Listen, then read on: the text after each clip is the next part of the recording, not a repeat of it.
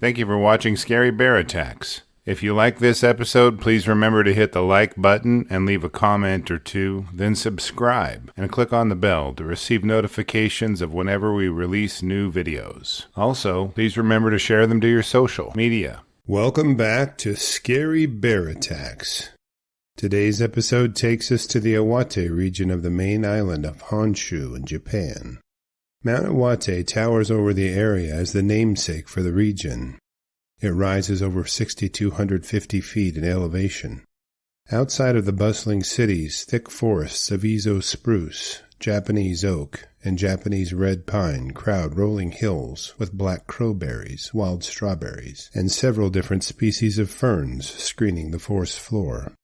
Wild boar, Japanese Serow, and sika deer roam the forests and feed the predators of this area, which include foxes, wolves, civets, and black bears. In the Iwate region, authorities have been issuing warnings to foragers that black bears have been getting aggressive in their interactions with people they find in the forests. There have been 1,200 reported bear sightings by residents, and bears have been pushing into areas bordering towns and cities, doubling the number of sightings from the previous year. Recent bear populations have soared, as an increase in oak and beechnuts have provided an abundant source of food, ensuring that cubs grow into adulthood. With each nut offering 163 calories with high amounts of fat and carbohydrates, they're a vital source for the young bears. Many of the older members of the society still forage for their food the way their ancestors did. They search for bamboo shoots and other edible plants in the forests around most small towns. Bear attacks are classified as common here, but the majority of these attacks are minor run-ins consisting of human victims receiving scratches and occasional bites. Humans rarely die as a result of these attacks until May of 2016. On May 20th, Akira, a 65-year-old man, was out gathering bamboo shoots in the forest. Collecting the shoots involves the person harvesting them to kneel down and dig at the base of a bamboo plant to locate mostly buried shoots and sever them from their parent plant with a knife. The shoot is then placed in a container as the person collecting them moves through the bamboo plants in search of a promising new place to dig. The areas around smaller towns in rural Japan used to be maintained by subsistence farmers who raised the food they would need for the year and sold their surplus in local markets. In recent decades, small-time farms have fallen into disrepair as the children of the farmers have found employment in cities, leaving the farms abandoned and vacant. The orchards and fields that continue to yield after the farmers have left are an inviting resource for a burgeoning bear population. As Akira was bent over and moving among the bamboo shoots, a sow black bear was searching the area for the same thing. Authorities are not sure if she attacked him out of surprise or after seeing him eating from what she had deemed her food source. The only thing that is sure is the sow closed on him and mauled him to death. After she killed him, she consumed a portion of his body.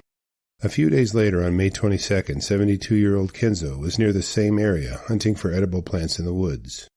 He was undoubtedly looking at the details of plants he'd hoped to harvest, and may have been carrying a meal in his lunch pail when he was ambushed by a sow black bear. After his absence was reported, a search party revealed his corpse amongst the brush in the forest near town. His body had been battered and partially consumed, and black bear tracks were found nearby. Approximately a week and a half later, around June 3rd, 79-year-old Yasu was headed into the woods to search for wild edible plants. The main plant he was searching for was bamboo shoots, but fiddlehead ferns and mushrooms may have also been on his radar. Each of these grow only in moist and shaded areas, which tend to be crowded by brush with limited visibility. He was by himself and unarmed as he searched for plants, which he did several times each year of his long life. At some point in his search, Yasu had knelt down to dig for bamboo shoots at the base of a bamboo plant. It isn't clear if he ran into the sow black bear or she stalked him while he was distracted. After not returning at the appointed time, a search was launched for him and his remains were located in the forest he had visited safely so many times previously. The bear had consumed parts of his body as well, and authorities worried that they had a predatory bear on their hands. Several days later, and within a 2.5-kilometer radius from the prior attacks, 64-year-old Asami had decided to forage for bamboo shoots in the forest near her home. She had undoubtedly heard of the public warnings issued by local authorities regarding the deaths of the men, but she'd been foraging for shoots her entire life and couldn't imagine going without them. Now nearing the end of the shoot foraging season, she thought she would take the risk, as the shoots would soon be sprouting and no longer available to forage. Similarly to the prior foragers, she brought along a digging tool and a knife to cut the shoots free from the parent plant and headed off to a productive bamboo stand not far from her home. As she knelt down to search for shoots, the same sow black bear closed in on her. Asami had worn bear bells, as the authorities advised, believing the recent spate of attacks to be due to surprise encounters instead of predatory attacks on humans by the bears. The authorities hoped that the bells would let the bears know where humans were located so they could avoid them. They anticipated that the bears would hear the bells and seek to avoid human beings known to wear them. Their findings later revealed that this bear was using the bells to tell her where the people were, to hone in on them and stalk them as food. After around a week, Asami's body was found partially consumed amongst the bamboo plants from which she loved so much to forage. Her body was so disfigured during the attack that authorities could not identify her by her physical characteristics. The bear had also fed on her corpse. The authorities had finally decided to put an end to this black bear sow and commissioned hunters to set traps to catch her. At one point, after returning to the location of Asami's fatal mauling, authorities shot and killed the sow only 20 meters from where Asami's body was found. A local veterinarian, Takeshi Komatsu, ventured that the bear had become a man-eater simply because it found easy prey.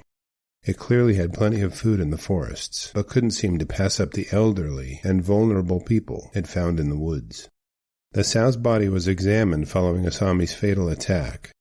Her body was measured at only 4.3 feet long, which would put her at about 5.5 feet in height on her hind legs. She weighed in at around 175 pounds. When the bear was examined, human hair and flesh were pulled from its stomach. Iwate is located on the main island of Honshu, which is said to host 44,000 black bears, and most of those are located in the northern part of the island. A total of 8 people were attacked in Iwate, and 4 of the maulings were fatal in 2016 alone. After reviewing the facts surrounding this episode, I'm left with a few questions for you. Do you think that farmers should be encouraged to resettle the abandoned farms to provide a buffer to cities once again? Are bear populations too high for their environment on Honshu and some of its prefectures? Is it incumbent upon the citizens to avoid the forest to prevent attacks? I will be glad to read and reply to your thoughts, so please post them in the comments section below, and let's talk about it. Thank you for watching Scary Bear Attacks. If you've enjoyed this episode, please consider clicking on the like button and clicking on the bell icon. We'll help you know when we post our new episodes.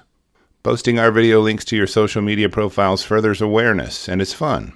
We slashed our prices in our merch store, linked below, so check out the bargains there while you shop. As a member of our human community, remember to adventure bravely and be careful out there, especially in bear country.